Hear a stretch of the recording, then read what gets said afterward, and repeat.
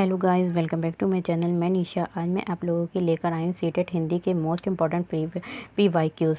तो चलिए स्टार्ट करते हैं। सबसे पहले क्वेश्चन नंबर फर्स्ट है हमारा। क्वेश्चन नंबर फर्स्ट है कि एक से अधिक भाषाओं का प्रयोग। जब बच्चे जो होते हैं एक से अधिक भाषा, हम क्या करते हैं, हिंदी भी सीखते हैं, इंग्लिश भी सीखते हैं, उर्दू भी सीखते हैं, अलग अलग भाषाएं सीखते हैं। तो एक से अधिक भाषाओं का जब हम प्रयोग करते हैं तो इससे क्या होता है, संज्ञानात्मक विकास में सहायक होता है। तो इससे हमारा क्या होता है, बहुमुखी व्यक्तित्व का विकास होता है बच्चों का।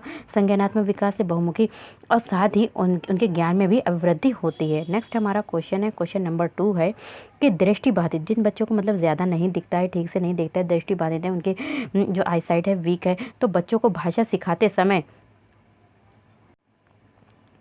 तो दृष्टिबाधित बच्चों को भाषा सिखाते समय हम क्या करेंगे, उनको लैंग्वेज सिखाएंगे। तो उसमें क्या करेंगे, उन्हें अधिक से अधिक मौखिक, उनके सामने जो है दृष्टिबाधित बच्चों के लिए जो है हम क्या ज़्यादा से ज़्यादा लिखित भाषा का प्रयोग ना करके हम क्या करेंगे, अधिक से अधिक मौखिक भाषा का प्रयोग करेंगे। ना कि उन्हें कक्षा में तो क्या करेंगे, उन्हें अलग तो नहीं बैठाएंगे, बल्कि उनके लिए अधिक से अधिक मौखिक भाषा का प्रयोग करेंगे। नेक्स्ट हमारा क्वेश्चन है, क्वेश्चन नंबर 3 है कि प्राथमिक स्तर पर, कह रहे हैं कि 1st to 5th जो हमारे प्राथमिक स्तर होता है, प्राथमिक स्तर पर भाषा की पाठ्य पुस्तकों में से, जो हमारी भाषा की लैंग्वेज की जो पाठ्य पुस्तकें होती हैं, टेक्स्ट बुक में से किस तरह, कह रहे हैं कि किस तरह की रचनाओं को स्थान दिया जाना चाहिए, किस तरह की रचनाओं को स्थान दिया जाना चाहिए कि ऐसी रचनाएं हों, ऐसी रचनाएं जो बच्चों के परिवेश यानी कि इन्वायरमेंट से जुड़ी हों, जहाँ पर बच्चे जानते हैं, रहते हैं, तो उनके परिवेश से जुड़ी हों, और जिनमें भाषा की अलग अलग छटाएं हों। नेक्स्ट हमारा क्वेश्चन है, क्वेश्चन नंबर 4 है, निम्नलिखित में से, कह रहे हैं कि जो निम्नलिखित में से कौन सा बच्चों का जो है क्या करेगा, भाषिक क्षमता के आंकलन का सबसे उचित तरीका है। हम जानते हैं कि हमारे जो बच्चे स्टूडेंट्स हैं कि हम उनका भाषा का, उनकी लैंग्वेज का आंकलन करना चाहते हैं, उनका असेसमेंट करना चाहते हैं कि वो उन्हें भाषा, कितनी भाषा आती है, कैसे वो अपने चीज़ों में गलतियां तो नहीं कर रहे हैं, बोलने में, लिखने में। तो हम उनके लिए क्या करते हैं, उनका आंकलन करते हैं भाषा का। तो उसके लिए क्या दे देते हैं, हम उनको कुछ शब्द दे देते हैं, जैसे बादल दे दिया, आसमान दे दिया, चिड़िया दे दी, बच्चे, तो आदि संज्ञा शब्दों का प्रयोग करते हुए एक कहानी लिखना है। तो हम ये देखेंगे, जब वो इन 4 शब्दों को दे दिया तो वो उन पर क्या करेंगे, एक अगर कहानी लिख देंगे, तो हमें उनकी जो भाषा की क्षमता है उनका आंकलन हो जाएगा कि वो कैसे भाषा को समझ रहे हैं, कितना वो उन्हें भाषा आती है, कैसे वो अपने विचारों को व्यक्त कर रहे हैं। नेक्स्ट हमारा क्वेश्चन है, क्वेश्चन नंबर 5 है, बच्चों की मौखिक अभिव्यक्ति। कहने का जो बच्चे हैं मौखिक अभिव्यक्ति यानी कि ओरल तरीके से जो बात करते हैं, अभिव्यक्ति का विकास करने के लिए सबसे कम प्रभावी, कह रहे हैं कि सबसे कम प्रभावी तरीका कौन सा है, तो कौन सा है, हमारा व्याकरण आधारित संरचना अभ्यास है। नेक्स्ट हमारा क्वेश्चन है, क्वेश्चन नंबर 6 है, निम्नलिखित में से कौन सा द्वितीय भाषा शिक्षण का उद्देश्य नहीं है। द्वितीय भाषा शिक्षण जो हमारी सेकंड लैंग्वेज है, उसका द्वितीय भाषा शिक्षण का उद्देश्य नहीं है। तो हमारा द्वितीय भाषा शिक्षण का क्या उद्देश्य नहीं है, हमारा हिंदी के द्वितीय भाषा शिक्षण का उद्देश्य नहीं है। तो हिंदी के व्याकरणिक नियमों को कंठस्थ करना, हिंदी के जो व्याकरण के नियम है उन्हें कंठस्थ करना द्वितीय भाषा शिक्षण का उद्देश्य नहीं है। नेक्स्ट हमारा क्वेश्चन है, क्वेश्चन नंबर 7 है कि भाषा सीखने के लिए, हम कोई भी लैंग्वेज सीख रहे हैं उसके लिए कौन सा कारक सर्वाधिक महत्वपूर्ण है। तो हम कोई लैंग्वेज अगर सीखना चाह रहे हैं तो उसके लिए सबसे ज़्यादा महत्वपूर्ण हमारा क्या है, समृद्ध भाषिक वातावरण है। नेक्स्ट हमारा क्वेश्चन है, क्वेश्चन नंबर 8 है, हिंदी भाषा का मूल्यांकन, यानी कि हिंदी जो लैंग्वेज है उसका क्या करेंगे, असेसमेंट करते समय आप सबसे ज़्यादा किसे महत्व देंगे। तो हम सबसे ज़्यादा जो महत्व देंगे वो किसे देंगे, सीखने की क्षमता का आंकलन, सीखने की क्षमता जो उसने किस तरीके से सीखा है, सीखने की क्षमता का क्या करेंगे, आंकलन करेंगे बच्चे का। नेक्स्ट हमारा क्वेश्चन है, क्वेश्चन नंबर 9 है, एक बहुभाषिक कक्षा में, बहुभाषिक कक्षा मतलब एक ही कक्षा में कई भाषा वाले बच्चे साथ में पढ़ते हैं। तो बहुभाषिक कक्षा में आप किसे सबसे कम महत्व देंगे, किसे सबसे ज़्यादा कम महत्व देंगे, हम किसे। तो कह रहे हैं एक बहुभाषिक कक्षा में, एक बहुभाषिक जिसमें जो होते हैं बहुत सारे बच्चे जो होते हैं, एक ही कक्षा में कई भाषा को बोलने वाले बच्चे होते हैं, तो उसमें सबसे कम महत्व जो है किसे देंगे। तो सबसे ज़्यादा हम कम महत्व देंगे कि बच्चों को सिखाना, बच्चों को हम ये सिखाएं कि 2 भाषाओं के मध्य जो होता है विद्यमान, उसमें 2 भाषाएं, 2 लैंग्वेज हैं, उसमें कौन सी समानता है और कितना उसमें अंतर है, इसका विश्लेषण कैसे किया जाता है, तो इसको सिखाएंगे बच्चों को। मतलब सबसे ज़्यादा कम महत्व किसे देंगे, तो बच्चों को सिखाना कि 2 भाषाओं के मध्य विद्यमान समानता व अंतर का विश्लेषण कैसे किया जाता है। तो ये चीज़ क्या है, सबसे कम महत्वपूर्ण है। नेक्स्ट हमारा क्वेश्चन है, क्वेश्चन नंबर 10 है, भाषा की पाठ्य पुस्तक का निर्माण करते समय, तो भाषा की लैंग्वेज की पाठ्य पुस्तक बन रही है, ठीक है, निर्माण हो रहा है, उस निर्माण करते समय सबसे कम महत्वपूर्ण बिंदु क्या है, पाठों की संख्या। जरूरी नहीं है कि भाषा में कि पाठ्य पुस्तक में पाठ बहुत ज़्यादा हो, लेकिन जो उनका कंटेंट अच्छा होना चाहिए। नेक्स्ट हमारा क्वेश्चन है, क्वेश्चन नंबर 11 है ये, ठीक है।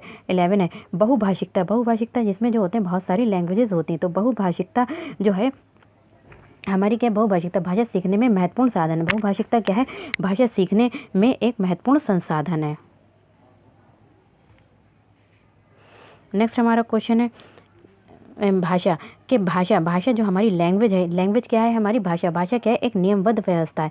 हम भाषा को नियमबद्ध तरीके से सीखते हैं। इसमें क्या हम सीखते हैं, सबसे पहले तो हम कोई भी शब्द, जैसे कि छोटा बच्चा है तो कैसे सीखता है भाषा, एकदम से तो नहीं सीख पाता, सेंटेंस तो नहीं बोलने लगता। सबसे पहले वो शब्दों को, सबसे पहले वो शब्द बोलता है, सबसे पहले वो वर्ण को बोलता है, फिर शब्द बोलता है, फिर उसके बाद सेंटेंस को बोलता है, मतलब वाक्य को बोलता है। तो भाषा क्या है, एक नियमबद्ध व्यवस्था है, इसको नियम में सीखा जाता है। नेक्स्ट हमारा क्वेश्चन है, क्वेश्चन नंबर 13 है बच्चे विद्यालय आने से पहले। बच्चे क्या होते हैं, विद्यालय आने से पहले जो होते हैं वो क्या होते हैं, अपनी भाषा की नियमबद्ध व्यवस्था की व्यवहारिक कुशलता के साथ आते हैं। तो बच्चे जो होते हैं विद्यालय आते हैं, आने से पहले क्या होते हैं, अपनी नियमबद्ध व्यवस्था की व्यवहारिक कुशलता के साथ आते हैं। तो उनसे क्या होते हैं, पेरेंट्स जो होते हैं छात्रों को क्या सिखाते हैं, स्कूल भेजने से पहले उन्हें क्या आती है, बोलचाल भी आती है, भाव भी कर सकते हैं, कार्य भी कर लेते हैं, और सदाचार व नैतिकता का नियम भी उनमें होता है। तो नेक्स्ट हमारा क्वेश्चन है, ठीक है, नेक्स्ट हमारा क्वेश्चन है, क्वेश्चन नंबर 14 है कि कह रहे हैं कि भाषा अर्जन और भाषा अधिगम के संदर्भ में कौन सा कथन सही नहीं है, तो कौन सा कथन गलत है। तो भाषा अर्जन जो हमारा लैंग्वेज एक्विजिशन होता है, और एक हमारा लैंग्वेज भाषा अधिगम होता है। लैंग्वेज एक्विजिशन जो हम अपने परिवेश से सीख लेते हैं। क्या आपने जो बातचीत करना क्या अब स्कूल के में जाके सीखा, तो नहीं, तो हमने तो स्कूल से जाने से पहले ही लैंग्वेज आ गई थी, तो वो हमने अर्जित की थी। लेकिन भाषा अधिगम यहाँ पे इंग्लिश वगैरह सीखी है, तो वो हमने क्या करी है, स्कूल में जाके सीखी है, तो ये भाषा अधिगम हो गया। तो कह रहे हैं इसमें जो है सही नहीं है। तो सही क्या नहीं है, भाषा अधिगम प्रयासपूर्ण होता है, तो ये सही नहीं है। नेक्स्ट हमारा क्वेश्चन है, क्वेश्चन नंबर 15 है मंदिरा पहली कक्षा में पढ़ती है। मंदिरा कहाँ पढ़ती, पहली कक्षा में पढ़ती है। कह रहे हैं कि मंदिरा क्वेश्चन नंबर 15 मंदिरा पहली कक्षा में पढ़ती, कहाँ, क्लास फर्स्ट में पढ़ती। और वो मुझे आम बहुत अच्छा लगता है। ठीक है, यहाँ पे वो सही बोल रही है, मुझे आम बहुत अच्छी लगती नहीं कह रही है, यहाँ पे लगता ही कह रही है। और मैं थक गई, तो आदि वाक्यों का प्रयोग करती है। तो मंदिरा क्या क्या है, वो लिंग जेंडर को भी देखती है, वचन भी और क्रिया। तो लिंग वचन क्रिया आदि की दृष्टि से सर्वनाम का प्रयोग करना जानती है कि इसमें क्या लगेगा, अच्छा लगता है या फिर लगती है। तो इस तरीके से जो है लिंग वचन क्रिया आदि की दृष्टि से सर्वनाम का प्रयोग करना जानती है कौन, मंदिरा। नेक्स्ट हमारा क्वेश्चन है, क्वेश्चन नंबर 16 है कि अनुपम से क्या अभिप्राय है। क्वेश्चन नंबर 16 है, ये भी हमारा आ चुका है। अनुपम से क्या अभिप्राय है। अनुपम का अभिप्राय होता है जिसकी उपमा ना दी जा सके, जिसकी उपमा ना दी जा सके, तो वो क्या है, अनुपम से अभिप्राय है। नेक्स्ट हमारा क्वेश्चन है, क्वेश्चन नंबर 17 है इक प्रत्यय। कह रहे हैं कि जो इक प्रत्यय है इसका उदाहरण क्या है, तो हमारा सांस्कृतिक, क्योंकि सांस्कृतिक में छोटे ई ता में छोटी ई की पाई लगी, तो छोटी ई और यहाँ पे लास्ट में आ रहा है का, तो ये हमारा क्या लगा है, इक प्रत्यय लगा है। नेक्स्ट हमारा क्वेश्चन है, क्वेश्चन नंबर 18 है मन गणित। मन गणित का क्या अर्थ होता है। मन गणित का अर्थ होता है मन ही मन में हिसाब लगाना, मन ही मन में गणना करना। नेक्स्ट हमारा क्वेश्चन है, क्वेश्चन नंबर 19 संयुक्त क्रिया का उदाहरण दीजिए। संयुक्त क्रिया में होती हैं दो क्रियाएं एक साथ आती हैं, तो वहाँ पे संयुक्त क्रिया होती है। तो यहाँ पे क्या है, अध्ययन किया गया, तो यहाँ पे दो क्रियाएं आ रही हैं। अध्ययन तो हमारा क्रिया है कि रीडिंग करी हमने, अध्ययन किया या फिर स्टडी किया गया, तो यहाँ पे दो क्रियाएं होती हैं, संयुक्त क्रिया का उदाहरण है। तो आप लोगों को मेरी ये वीडियो पसंद आए तो like share subscribe my channel. Thank you, have a nice day. आप लोग अच्छे से जल्दी आप लोग अच्छे से तैयारी कीजिए। Thank you, have a nice day, best of luck.